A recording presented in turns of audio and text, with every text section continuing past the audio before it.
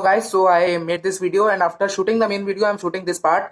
So I want to give this message to all my audience out there that this video is a little offensive, so it can cause a liberal meltdown, or it can cause a problem of serious as once in the people who are of liberal society or liberal type thinking. कहने का मतलब ये है कि video देख के गाना चल जाएगी। तो भाई लोग, आप सबसे कहना चाहूंगा कि भाई ये जो जितने भी लिबरेंडू हैं उनकी थोड़ी थोड़ी गाना चलेगी वीडियो देख के। तो प्लीज, अगर आपको वीडियो अच्छा लगा तो इसमें जो है कमेंट सेक्शन में नीचे #बरनौल लिख दीजिएगा, ताकि लिबरेंडुओं की गान को थोड़ी सी शांति मिले। धन्यवाद, और आओ यार बचाते हैं। हेलो, हाय, नमस्ते, कैसे हो तुम सब लोग? मेरे यूट्यूब चैनल में स्वागत है तुम सभी का। बोले तो अपन की कहानी बहुत सैड है। अपन को पॉलिटिक्स में जाने का था। अपन को कहीं से पता चला कि अगर पॉलिटिक्स में चले जाओ एक बार तो फिर लाइफ सेट है। पॉलिटिक्स में ना जाने की 2 वजह थी।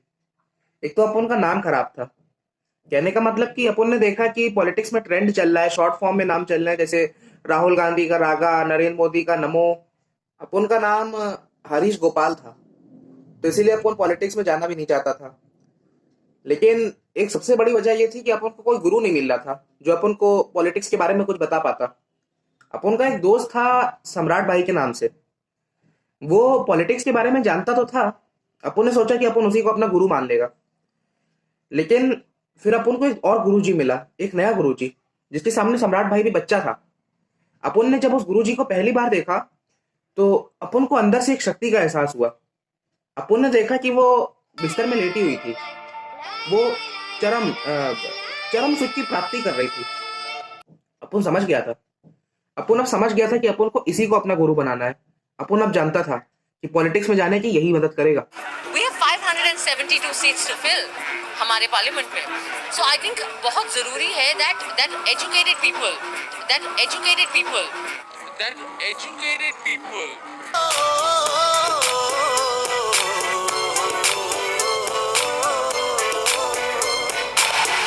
इतना ज्यादा एजुकेशन ना, अपन के हाथ पैर कान नाक कांड औकात हर जगह से बाहर था। तो भाई लोग, एक बार फिर से शुरू करते हैं। तो हेलो, हाय, नमस्ते, कैसे हो आप सब लोग? मेरे यूट्यूब चैनल में स्वागत है आप सभी का। तो यार, ये तो तुम लोग समझ गए होंगे कि आज किसकी बात होने जा रही है। नहीं यार, जब टाइटल में ही पढ़ लिया है हमारे इंडिया की सबसे ज्यादा इंटेलिजेंट लेडी, तो वो स्वरा भास्कर ही होंगी ना, और कोई तो नहीं हो सकता।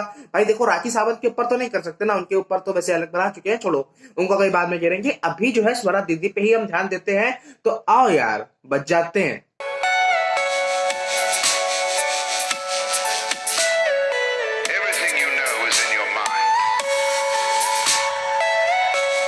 कुछ टाइम पहले मैंने इंस्टाग्राम पे एक वीडियो बनाया था जिसमें तुम सबसे कहा था कि भैया देखो, स्वरा दीदी को गाली मत दो, क्योंकि ये जो हिपोक्रेसी करना है भैया, ये उनका काम है, इसके बिना उनका गुजारा नहीं चलना।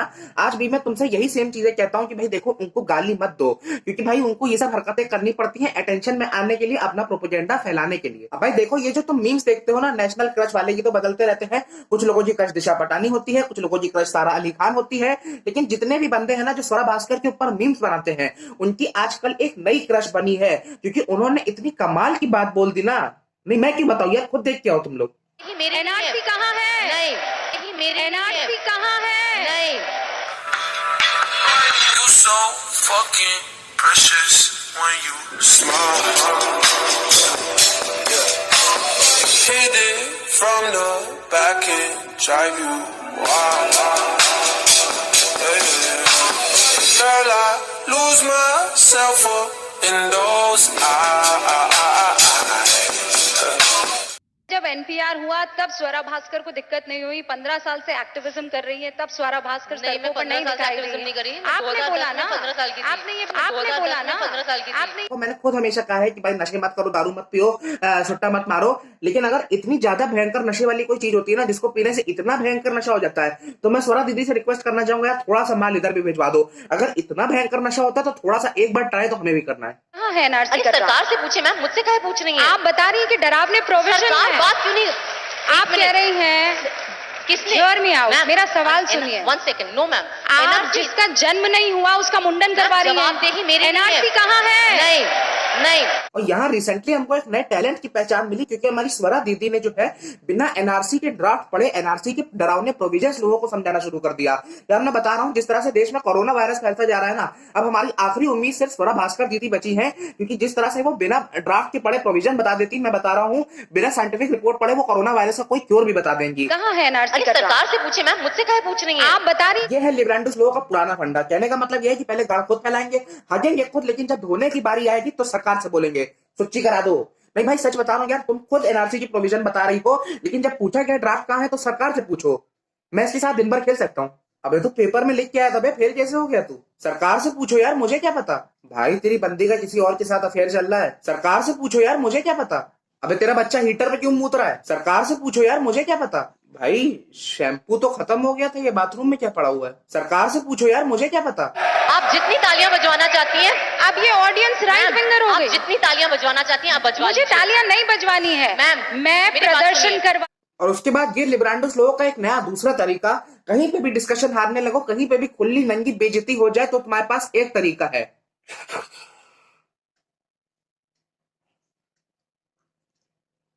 अब ये एनआरसी से अगर थोड़ा सा दूर से हट के चले तो हम देखते हैं कि पॉलिटिक्स में स्वरा भास्कर की कितनी पकड़ है। If you could ask polling people a question, what would you ask them? Rahul Gandhi. I'll ask him why he doesn't roll his sleeves up, because his sleeves are always down, and I feel that he should really like that. It will fall much better. His clothes will fall much better if he rolls his sleeves up. Rahul Gandhi हमारे देश के अधेड़ उम्र के वो बालक जिनके विचार सुन के, जिनके भाषण सुन के खुद कांग्रेस के लोगों को मानसिक रूप से दस्त हो जाते हैं। प्रधानमंत्री यहाँ खड़े होते हैं, कहते हैं नारेगा जैसी बेकार योजना मैंने कभी नहीं देखी।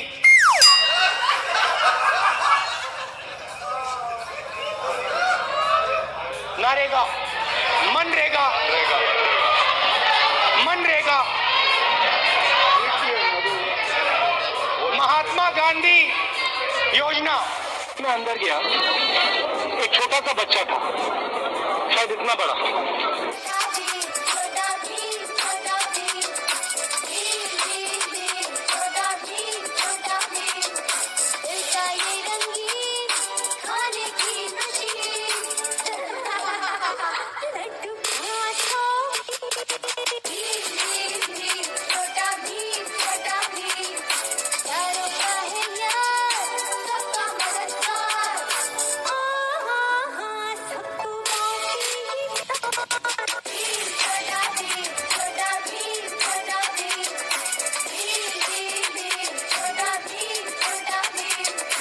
ऐसे आदमी से तुम पूछोगे कि वो अपनी स्लीव्स ऊपर क्यों नहीं रखता।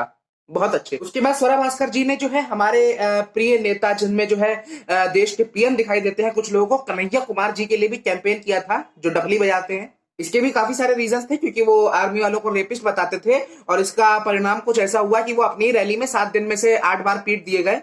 That's a world record. बाकी स्वरा भास्कर अपने आप को एक फेमिनिस्ट भी बताती हैं, तो आओ उनका फेमिनिज्म एक बार देखते हैं। स्वरा भास्कर ने फिल्म पद्मावती में दिखाई गई सती प्रथा और जौहर प्रथा के खिलाफ आवाज उठाई है। उन्होंने संजय लीला भंसाली पर इस मामले में सवाल उठाते हुए कहा है कि इसका महिमा मंडन नहीं किया जा सकता है।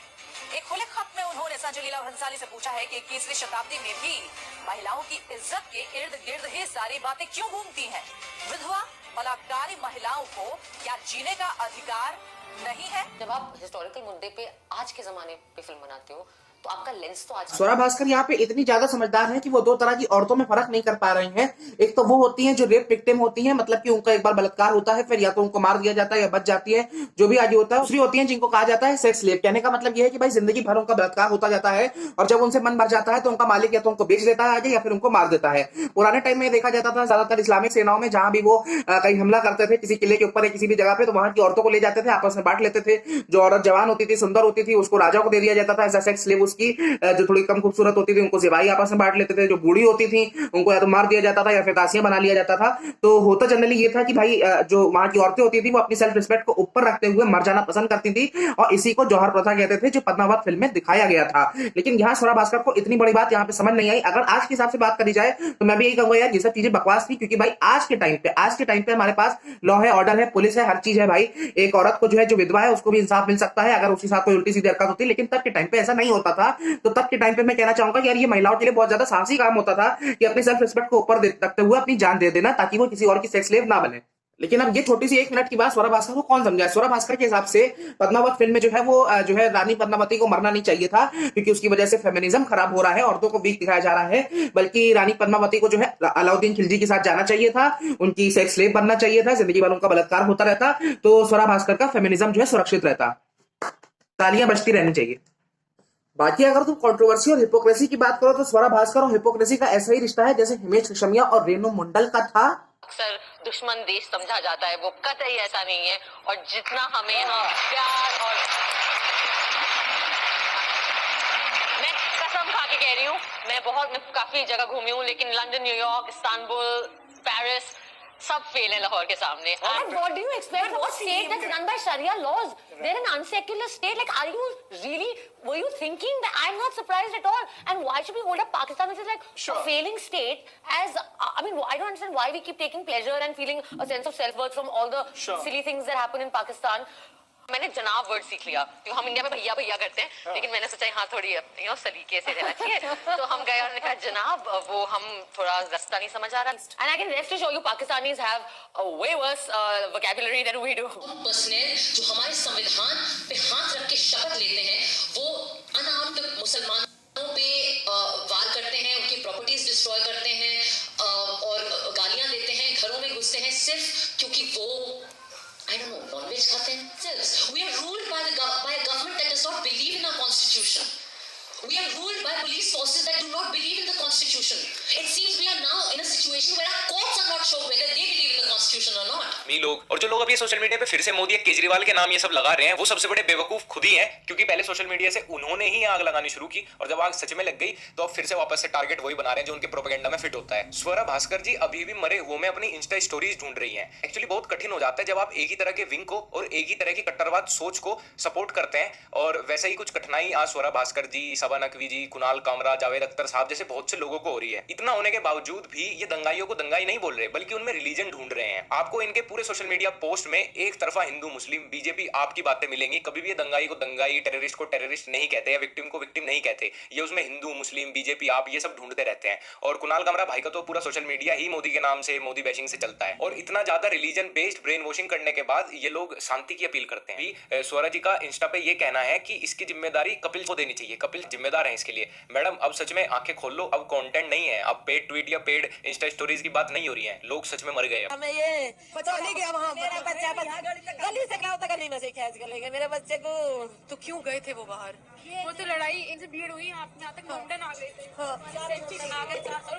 तक सिर्फ देखने गए थे, और वो जब वहाँ तक देखने गए वो खींच के ले गए उन्हें। जैसा कि मैंने पहले भी कहा था भाई, इन लोगों का ना यही हिसाब है कि कभी ये दंगाई को जो है, कभी जो लोग पत्थर फेंक रहे हैं उनको अनआर्म्ड ही बताएंगे, क्योंकि अगर उन्होंने कहीं से भी उनको दंगाई बोल दिया तो भैया इनको जो फंडिंग मिल रही है, जो इनको पैसा मिल रहा है, वो तो इनको नहीं मिलेगा।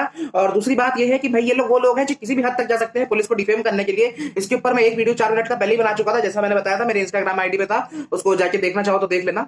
स्वरा दीदी जो खुद लॉ एंड ऑर्डर की बात कर रही हैं, जो खुद कॉन्स्टिट्यूशन की बात कर रही हैं, वो शर्जील इमाम के साथ जाके भाषण देती हैं जो आसान को काटने की बात कर रहे थे। उनकी वफादारी का, उनके देश प्रेम का ये ऐसे टर्म्स उछालते हैं, एंटी नेशनल, टुकड़े टुकड़े गैंग, कि तुम पाकिस्तान चले जाओ। हिंदुस्तान और नॉर्थ ईस्ट को परमानेंटली कट कर सकते हैं, पर परमानेंटली नहीं तो कम से कम 1 महीने के लिए तो कट कर ही सकते हैं। मतलब इतना मवाद डालो पटरियों पर, रोड पे, उनको हटाने में 1 महीना लगे, है कि नहीं?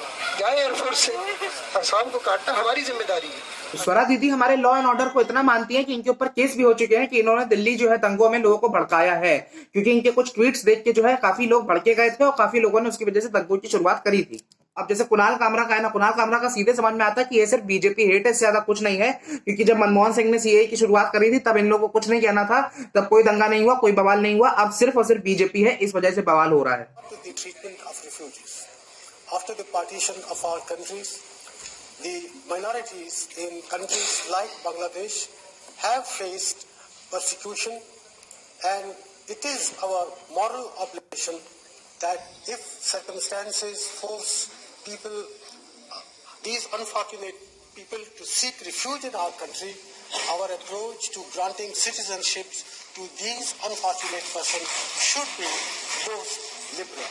I sincerely hope that the Honorable तो बस भाई अभी के लिए सिर्फ इतना ही। वीडियो अच्छा लगा तो लाइक करो, शेयर करो, कमेंट करो, सब्सक्राइब करो भाई, दोस्तों के साथ भी भेजो, लोगों को अवेयर करो। और भाई अगर पसंद आया हो तो लाइक हाँ जरूर कर देना।